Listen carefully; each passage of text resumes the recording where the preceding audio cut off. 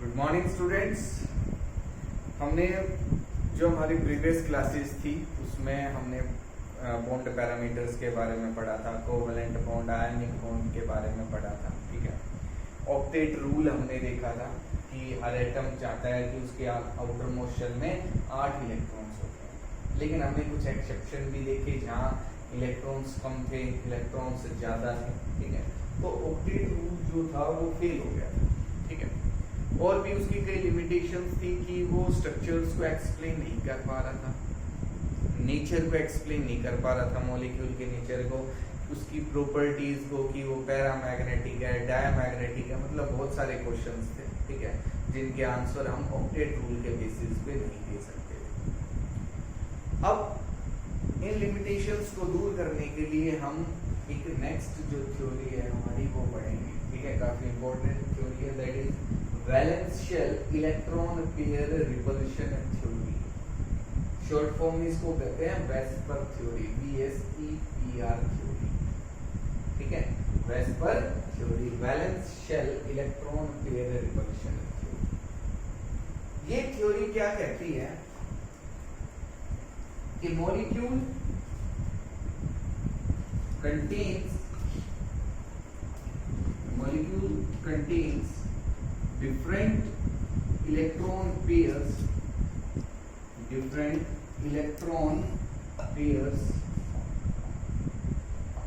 which repel each other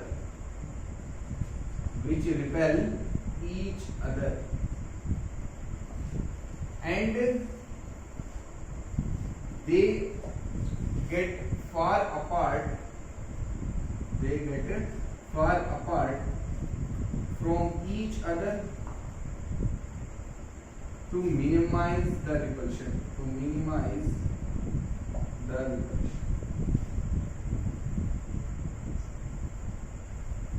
कि कोई molecule है, उसके अंदर डिफरेंट इलेक्ट्रॉन पेयर्स होंगे। ठीक है, वो इलेक्ट्रॉन पेयर्स एक दूसरे को रिपेल करेंगे, और जब रिपेल करेंगे तो वो इलेक्ट्रॉन पेयर्स एक दूसरे से इतनी दूर चले जाएंगे ताकि उनके बीच में जो रिपल्शन है वो कम से कम रहे। क्या रहे? कम से कम रहे। हमारे पास जो डिफरेंट इलेक्ट्रॉन पेयर हो सकते हैं वो है लोन पेयर, बॉन्ड पेयर। क्या है? Lone pair and bond pair. मतलब अगर बॉन्डिंग में इलेक्ट्रॉन पार्टिसिपेट कर रहे हैं, बॉन्डिंग के इलेक्ट्रॉन्स हैं तो बॉन्ड पेयर्स बोलेंगे, और अगर किसी भी बॉन्ड में पार्टिसिपेट नहीं कर रहे, एटम पे प्रेजेंट हैं, तो उनको हम क्या कहेंगे? Lone pairs. क्या कहेंगे? Lone pairs. फॉर एग्जांपल अगर मैं बात करूं H2O की, तो यहाँ ऑक्सीजन पे अगर हम देखें तो lone pairs LP short form में हम लिखेंगे, 2 लोन पेयर्स है, 1 एंड 2, और बॉन्ड पेयर्स ये भी हमारे पास 2 है, 1 एंड 2। मतलब कितने बॉन्ड है? तो बॉन्ड पेयर्स, पेयर का मतलब पेयर 2 का होगा, सिंगल कभी पेयर हो ही नहीं सकता। तो एक पेयर हमारे पास ये रहा, एक ये रहा, तो 2 लोन पेयर। एक बॉन्ड पेयर इधर है, एक बॉन्ड पेयर इधर है, कितने बॉन्ड पेयर होंगे? तो यहाँ 2 लोन पेयर हैं, 2 बॉन्ड पेयर है। अब ये आपस में रिपेल करेंगे एक दूसरे को। लोन पेयर बॉन्ड पेयर को भी कर सकता है, लोन पेयर भी कर सकते हैं, बॉन्ड पेयर भी कर सकते हैं। मतलब सब में इलेक्ट्रॉन ही प्रेजेंट है, लोन पेयर हो या बॉन्ड पेयर हो, तो ये एक दूसरे को रिपेल करेंगे। दोनों पे लाइक चार्ज है, एक दूसरे को क्या करेंगे? रिपेल करेंगे। अब इस रिपल्शन के बेसिस पे, नंबर ऑफ इलेक्ट्रॉन पेयर्स के बेसिस पे हम स्ट्रक्चर डिटरमाइन कर सकते हैं डिफरेंट मॉलिक्यूल्स की, कि उसकी स्ट्रक्चर क्या होगी, उस पे कितने लोन पेयर होंगे, कितने बॉन्ड पेयर होंगे, ये सब हम बता सकते हैं। कैसे बताएंगे? कैसे नंबर ऑफ इलेक्ट्रॉन्स पेयर हम काउंट करेंगे, कैलकुलेट करेंगे, वो सब अब देखते हैं। अगर हम बात करें रिपल्शंस की, सबसे पहले हम अगर रिपल्शंस देखें तो सबसे ज्यादा जो रिपल्शन होता है वो होता है लोन पेयर के, फिर उससे कम होगा लोन पेयर और बॉन्ड पेयर के अंदर, और सबसे कम रिपल्शन होता है बॉन्ड पेयर। ठीक है, हमने कहा था कि लोन पेयर होंगे या बॉन्ड पेयर होंगे, और उनके बीच में रिपल्शन होगा। तो लोन पेयर और लोन पेयर के बीच में रिपल्शन हो सकता है, और ये रिपल्शन सबसे स्ट्रॉन्ग रहेगा। और लोन पेयर और बॉन्ड पेयर में भी हो सकता है रिपल्शन, और बॉन्ड पेयर में भी हो सकता है, और ये रिपल्शन सबसे वीक होगा, और ये दोनों का मिडल में होगा, मॉडरेट होगा, ना तो इतना ज्यादा होगा ना ही कम होगा। ठीक है, repulsion, electronic repulsion decreases, electronic repulsion decrease, उधर जा रहे तो इलेक्ट्रॉनिक रिपल्शन डिक्रीज। ठीक है, अब देखो, अब जो मैं एक टेबल फॉर्म करूंगा आपके पास, ठीक है, या हम कह सकते हैं कि लोन इलेक्ट्रॉन पेयर के बेसिस पे हम स्ट्रक्चर बताएंगे। अब ये स्ट्रक्चर्स आपको अच्छे से देखनी है, समझनी है, याद करनी है कि क्या नाम है इस स्ट्रक्चर का, उसको कैसे ड्रॉ करेंगे, ये बहुत ही इंपॉर्टेंट टॉपिक है। ठीक है, क्योंकि इन स्ट्रक्चर्स के बेसिस पे आपके कॉम्पिटिटिव एग्जाम्स में, +2 में, बोर्ड एग्जाम में भी क्वेश्चन आते हैं कि draw the structure of the following. तो ये अगर आपको स्ट्रक्चर्स नहीं आए समझ में तो ठीक है।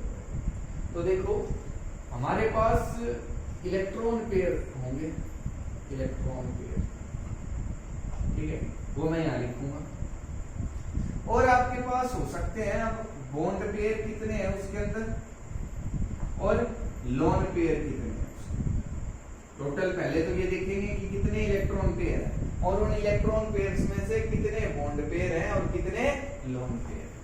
ठीक है, इनको यहाँ लिख देते हैं, बॉन्ड पेयर एंड लोन, और यहाँ रहेगी हमारी स्ट्रक्चर, यहाँ क्या रहेगी, स्ट्रक्चर। ठीक है, तो देखो, अगर हमारे पास है 2 इलेक्ट्रॉन पेयर्स, क्या है, 2 इलेक्ट्रॉन पेयर्स, तो ये जो 2 इलेक्ट्रॉन पेयर होंगे ये बॉन्ड पेयर ही होंगे, लोन पेयर नहीं हो सकते। ठीक है, और यहाँ जो स्ट्रक्चर रहेगी वो रहेगी लीनियर, कैसी रहेगी, लीनियर, कुछ इस तरीके से,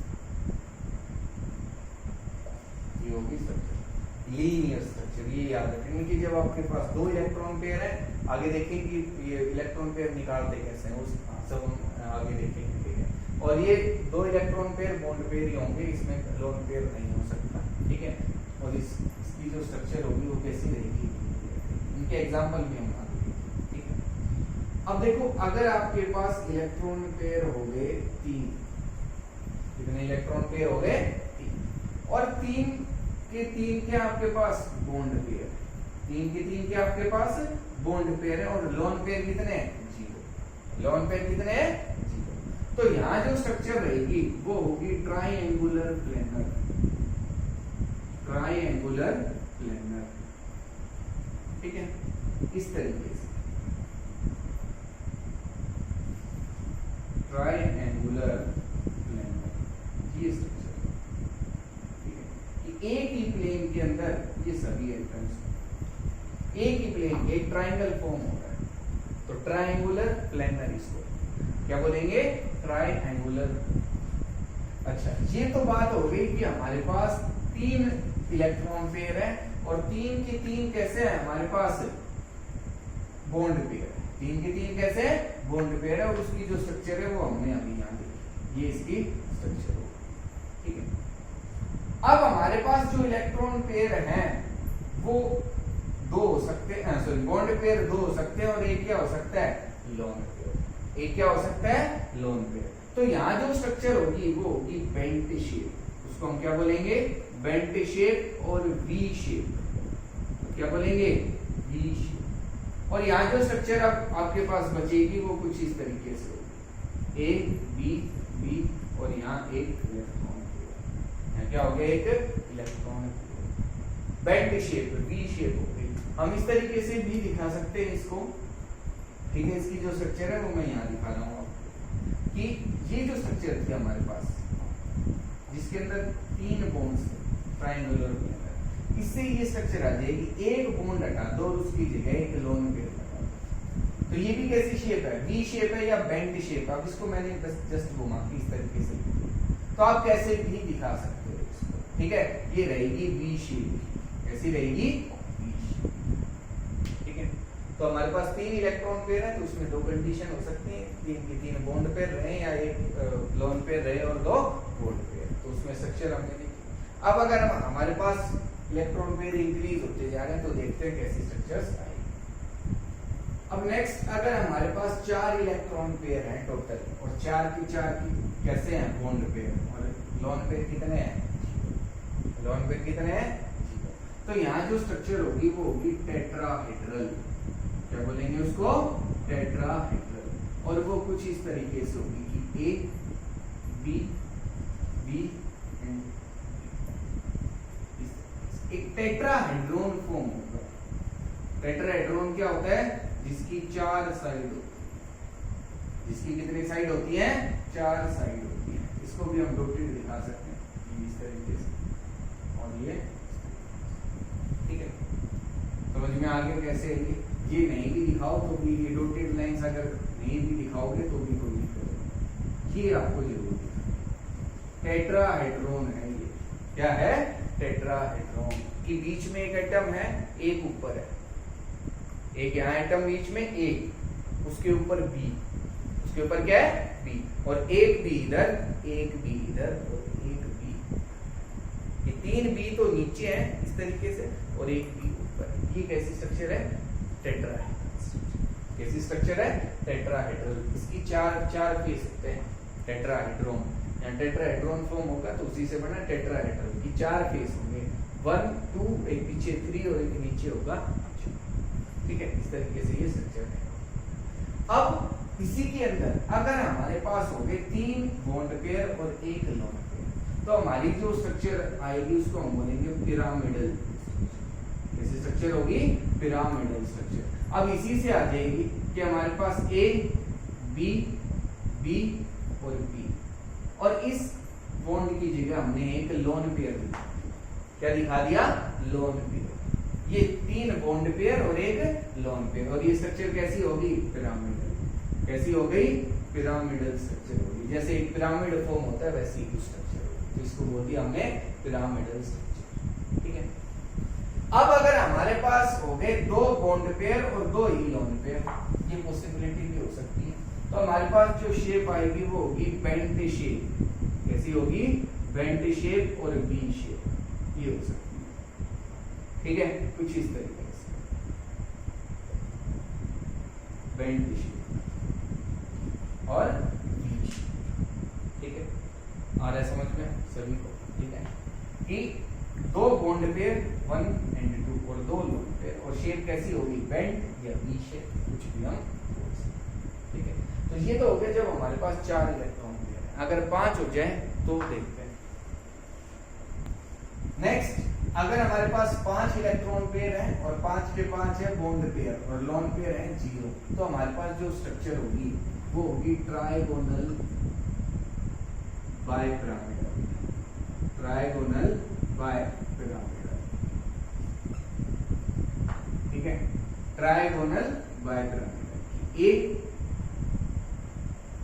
बी बी और ए बी, ट्राइगोनल, एक तो ट्राइंगल फॉर्म हो रहा है, इसको साथ के साथ देखना है कैसे मैं कर रहा हूं, कि एक तो ट्राइंगल फॉर्म हो गया तो ट्राइगोनल इसको बोलेंगे, और बाइपिरामिडल मतलब 2 पिरामिड बनेंगे, एक तो ऊपर हमारे पास एक पिरामिड ऊपर और एक पिरामिड नीचे आएगा, एक पिरामिड हमारे पास नीचे आएगा, ठीक है। तो ये हो गई हमारे पास ट्राइगोनल बाइपिरामिडल।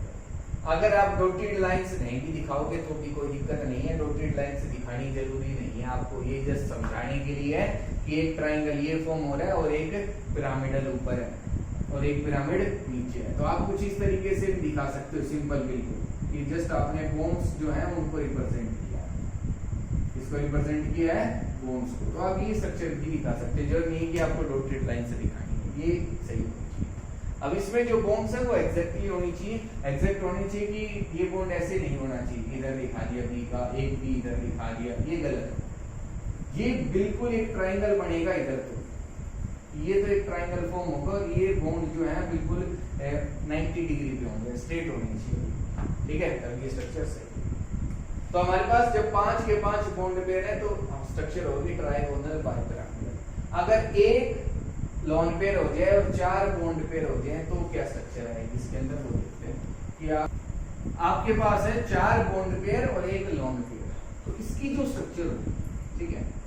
हमारे पास सबसे पहले आपको जो स्ट्रक्चर आपने अभी सीखी है ट्राइगोनल बाइपिरामिडल वो ड्रॉ कर ली, ठीक है। उसके बाद एक लोन पेयर है तो मतलब एक बॉन्ड हटा देंगे, 4 बॉन्ड बच गए तो 4 बॉन्ड पेयर और एक क्या हो गया लोन पेयर। और ये जो स्ट्रक्चर है इसको हम बोलते हैं सीसा शेप। क्या बोलते हैं? सीसा शेप, ठीक है। बच्चों का जो झूला होता है आपने देखा है कुछ इस तरीके से, यहाँ एक सीट होती है, इधर एक सीट होती है, ये इधर से ऊपर इधर से नीचे चला जाएगा, ठीक है। इस तरीके से मूव करता आपने देखा है, ये सीसा बोलते हैं इसको। क्या बोलते हैं? सीसा। तो ये वैसे ही कुछ स्ट्रक्चर है, मैंने इसको जस्ट घुमा दिया इस तरीके से और ये स्ट्रक्चर यूं हो गया, वैसे सीसा शेप इसको हम बोलेंगे। क्या बोलेंगे? सीसा शेप, जिसमें एक लोन पेयर है और 4 बॉन्ड। अब अगर हमारे पास 3 बॉन्ड पेयर हो गए और 2 लोन पेयर हो गए तो कैसी स्ट्रक्चर आएगी? 3 बॉन्ड पेयर है और 2 लोन पेयर है, तो देखो ये हमारी स्ट्रक्चर थी, बेसिक जो स्ट्रक्चर है, ठीक है। ये जब 5 हमारे पास इलेक्ट्रॉन पेयर है उसी में चल रहा है, ठीक है। तो उसको आप अलग से कर लेना कि ये पार्ट हमारा अलग से, जैसे हमने वहां बॉक्स बनाए थे तो वैसे ही, ठीक है। अब इसमें हमारे पास 2 लोन पेयर है और 3 बॉन्ड पेयर है, तो 2 लोन पेयर अब हम यहाँ 2 लोन पेयर और 3 बॉन्ड पेयर, तो हमारे पास जो स्ट्रक्चर आएगी वो होगी ट्राइएंगुलर सिलेंडर। ट्राइएंगुलर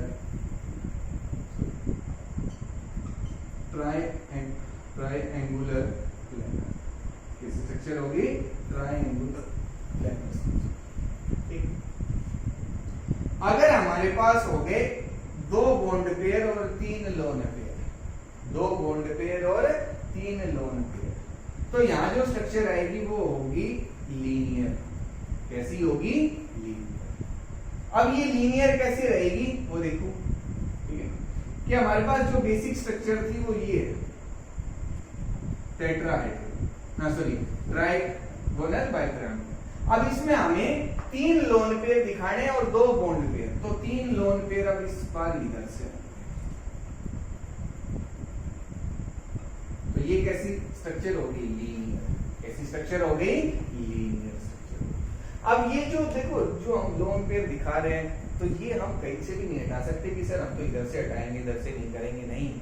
ये हम कर रहे हैं कि जहां जो ये इलेक्ट्रॉन पेयर्स हैं वो सबसे ज्यादा स्टेबल है, वो सबसे ज्यादा, इनके बीच में जो रिपल्शन है वो मिनिमम रहे, तो वो उसकी कंडीशन यही बन सकती है। अगर हम इधर लोन पेयर दिखाएंगे, एक बॉन्ड हमने इधर दिखा दिया तो वो गलत है, वो एग्जिस्ट ही नहीं करता मॉलिक्यूल्स, ठीक है। उसकी शेप हो ही नहीं सकती, उसके अंदर जो रिपल्शन है वो बहुत ज्यादा रहेगा और रिपल्शन रहेगा तो स्टेबिलिटी कम रहेगी, इसलिए वो स्टेबल नहीं रहेगा। इस कंडीशन में ही वो स्टेबल रहेगा। तो हमें यही याद रखनी है कि जब 3 लोन पेयर होंगे तो जो सबसे ज्यादा स्टेबल स्ट्रक्चर होगी वो यही याद करनी है, ठीक है।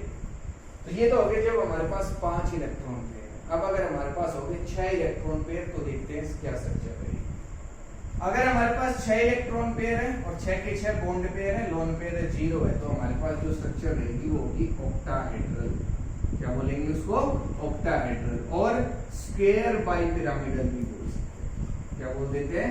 Square bipyramidal. स्क्वायर बाइपिरामिडल, ठीक है। कैसे रहेगी स्ट्रक्चर? देखो एक स्क्वायर बनाएंगे, इससे आप आसानी से याद रख सकते हो। स्क्वायर और बाइपिरामिडल मतलब एक बॉन्ड ऊपर आएगा और एक बॉन्ड नीचे आएगा। देखो ये तो बन गया हमारे पास स्क्वायर, स्क्वायर हो गया। और बाइपिरामिडल, एक पिरामिड ऊपर और एक पिरामिड नीचे, ठीक है। इस तरीके से स्ट्रक्चर हो जाएगा जिसको हम बोलेंगे ऑक्टाहेड्रल स्ट्रक्चर। क्या बोलेंगे? Octahedral structure. स्क्वायर, एक तो स्क्वायर है और 2 पिरामिड है, एक पिरामिड ऊपर और एक नीचे। ये हम डॉटेड लाइन से दिखा सकते हैं। ये बॉन्ड नहीं है इनके बीच, यहाँ ये बॉन्ड नहीं होंगे, ये जस्ट आपको समझाने के लिए मैंने किया, ठीक है। तो स्क्वायर बाइपिरामिडल। जो डार्क लाइंस है ये बॉन्ड्स है, ये बॉन्ड्स आगे समझ, ठीक है। अब अगर इसमें एक लोन पेयर हो जाए और 5 बॉन्ड पेयर रहे तो देखेंगे कैसी स्ट्रक्चर बनी।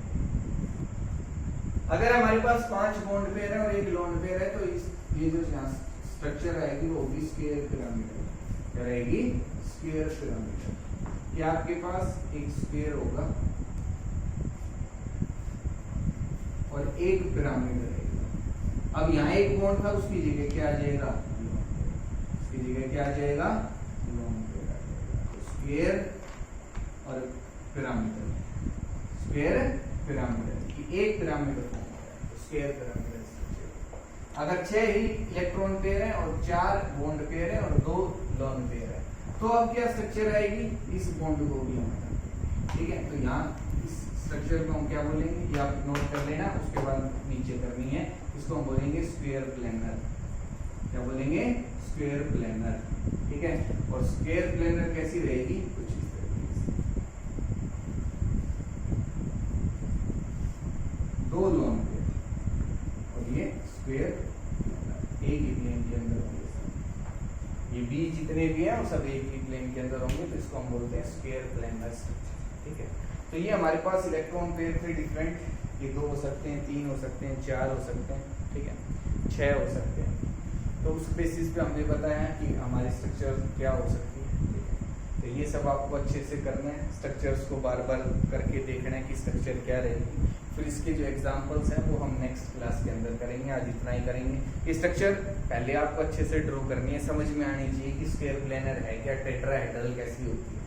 ठीक है, अगर नहीं समझ में आए तो मेरे से जरूर पूछना, फिर मैं आपको कुछ एग्जांपल लेके समझाऊंगा। ठीक है, थैंक यू।